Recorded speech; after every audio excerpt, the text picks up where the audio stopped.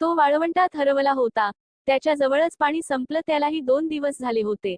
आता पाणी नाही मिळालं तर आपलं मरण निश्चित आहे हे त्याला दिसत होतं, जाणवत होतं.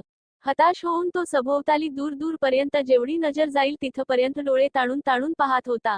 त्याची नजर अर्थातच पाणी शोधत होती. तेवढ्यात त्याला काही अंतरावर एक झोपड दिसलं. तो थबकला. हा भास तर नाही? नाहीतर मृगजळ असेल. पण काही असो, तिकडे जाऊया. काही असेल तर मिळेल असा विचार करत पाय ओढत स्वतःचं थकलेलं शरीर घेऊन तो निघाला. काही वेळातच त्याच्या लक्षात आले की तो भास नव्हता. झोपडी खरोखरच होती. पण ती रिकामी होती. कोणीच नव्हतं तिथे आणि ती तशी बऱ्याच दिवसांपासून, कदाचित वर्षांपासून असावी असं वाटत होतं. पाणी मिळेल या आशेने तो आत शिरला. आणि समोरच दृश्य पाहून तो थबकलाच. माणूस मागतो एक डोळा आणि देव देतो 2 अशी त्याची स्थिती झाली. तिथे एक हातपंप होता आणि त्याचा पाईप जमिनीत शिरला होता. त्याच्या लक्षात आलं जमिनीखाली पाणी आहे. हा पाईप तिथेच गेलाय. त्याच्या अंगात एकदम उत्साह संचारला.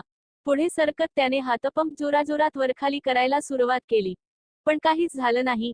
पाणी आलंच नाही. नुसताच पंपाचा आवाज येत राहिला. अखेर हताश होऊन तो मटकन खाली बसला. आता आपलं मरण त्याला जास्त प्रकर्षाने जाणवले. तेवढ्यात त्याचं लक्ष कोपऱ्यात ठेवलेल्या बाटलीकडे गेलं. परत एक अत्यानंदाची लहर उठली.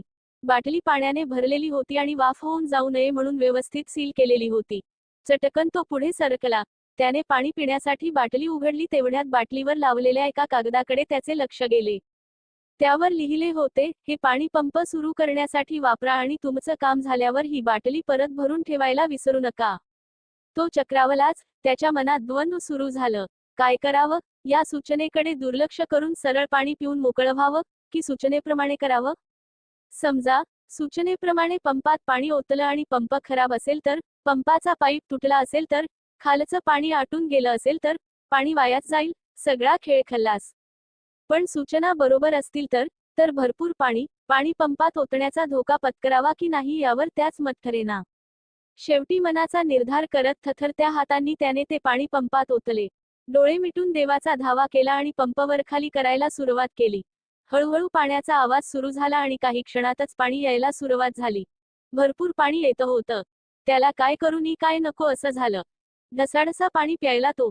स्वतः जवळच्या बाटल्या पण काठोकाठ भरल्या त्याने. तो खूप खुश झाला होता. शांत आणि पाण्याने तृप्त झाल्यावर त्याचे लक्ष आणखी एका कागदाकडे गेले. तो त्या परिसराचा नकाशा होता. त्यावरून सहज लक्षात येत होतं की तो मानवी वस्तीपासून अजून खूप दूर होता. पण आता निदान त्याला त्याच्या पुढच्या प्रवासाची दिशा तरी समजली होती. त्याने निघायची तयारी केली. सूचनेप्रमाणे ती बाटली भरून सीलबंद करून ठेवली. आणि त्या बाटलीवरच्या कागदावर एक ओळ स्वतः लिहिली. स्टार, विश्वास ठेवून हे पाणी पंपात ओता. पाणी येतच आणि तो पुढे निघाला. तात्पर्य स्टार ही गोष्ट आहे देण्याचं महत्त्व सांगणारी. स्टार काही मिळवण्यासाठी काही द्यावं लागतं हे अधोरेखित करणारी. स्टार काही दिल्यानंतर मिळतं ते भरपूर असतं, आनंददायी असतं. स्टार त्याही पेक्षा जास्त प्रकर्षाने ही गोष्ट विश्वासाबद्दल सांगते. विश्वासाने केलेले दान खूप आनंद देते. स्टार आपल्या कृतीमुळे फायदा होईल याची खात्री नसतानाही त्याने विश्वास दाखवला. स्टार काय होईल माहिती नसताना त्याने विश्वासाने अज्ञातात उडी मारली. स्टार या गोष्टीतले पाणी म्हणजे आयुष्यात घडणाऱ्या चांगल्या गोष्टी. स्टार त्यांच्याकरता वेळ द्या आणि त्याच्या बदल्यात कितीतरी जास्त पटीने आनंदाची झोळी भरून घ्या. श्री स्वामी समर्थ. जय जय स्वामी समर्थ.